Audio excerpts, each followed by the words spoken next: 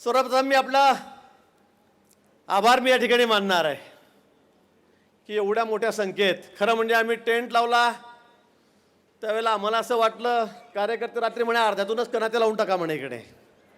म्हटलं का काय झालं तर म्हणे टेंट म्हणे एवढा मोठा लावला की लाखभर लोक मावून जातील आणि नाही आले तरी फार बरं वाटणार नाही.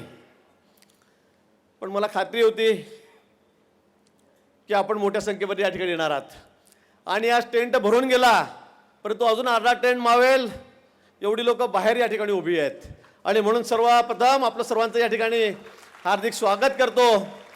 आपले सर्वांचे आभार या ठिकाणी मानतो.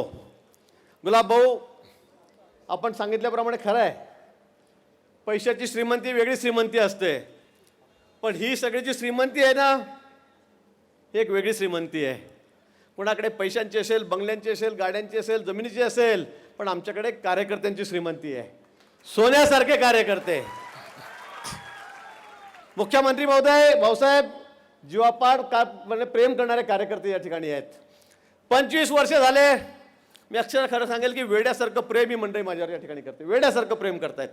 25 वर्ष झाले. 5 वेळा मला या ठिकाणी निवडून दिलं आहे आणि म्हणून गुलाबभाऊ तुम्ही सांगितल्याप्रमाणे खरं आहे की पैशाची किंमत काय ती मस्ती आज आहे ती उद्या निघून जाईल, आज आहे पैसा निघून जाईल, परंतु ज्याच्याकडे कार्यकर्त्यांची श्रीमंती आहे तो सर्वात श्रीमंत माणूस असं मला वाटतं आहे. आणि ही योजना या तालुक्यामध्ये मी म्हणेल महाराष्ट्रामध्ये हा उच्चांक असेल.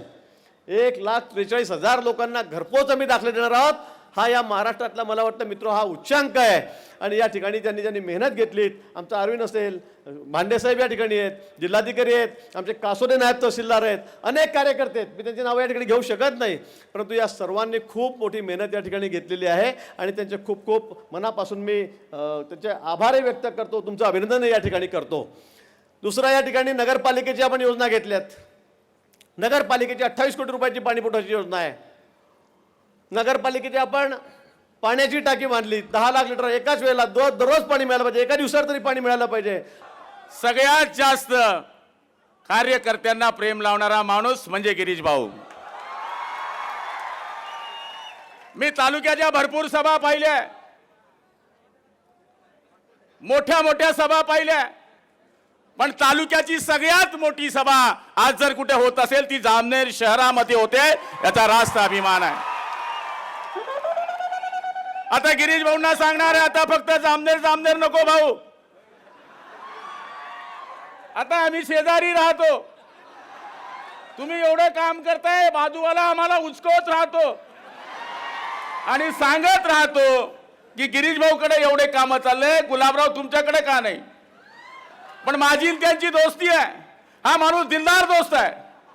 जमीर बेचने वालों से उसने दोस्ती नहीं की, वरना वक्त के पहले अमीर हो जाता. एक साथ दो नशा नहीं करता, नहीं तो वक्त के पहले फकीर हो जाता.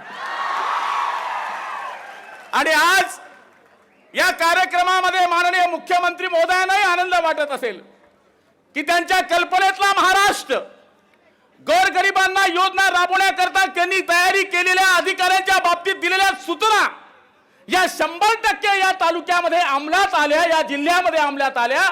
हे सगळ्यात पहिलं उदाहरण आमच्या जळगाव जिल्ह्यामध्ये 40 गावने सुरू केलं आणि त्याच्यानंतर हे जामनेर मध्ये सुरू झालं. याचा रास्त अभिमान तुम्हालाही आणि आम्हालाही आहे. महाराष्ट्रामध्ये सर्वात मोठी जी योजना या ठिकाणी आम्ही राबवली ती म्हणजे लोकांना नाव पण माहीत नसेल, बुडीत मजुरी. ज्या गरोदर महिला आहेत, ज्यांच्याकडे BPLचे कार्ड आहेत, दाखले आहेत, अशा महिलांना अनुदान वाटप करण्यात येणार आहे. ते 52 लाख रुपयाचं अनुदान वाटप करणार आहे. त्याच्यामध्ये एका महिलेला 4,000 रुपये भेटणार आहेत.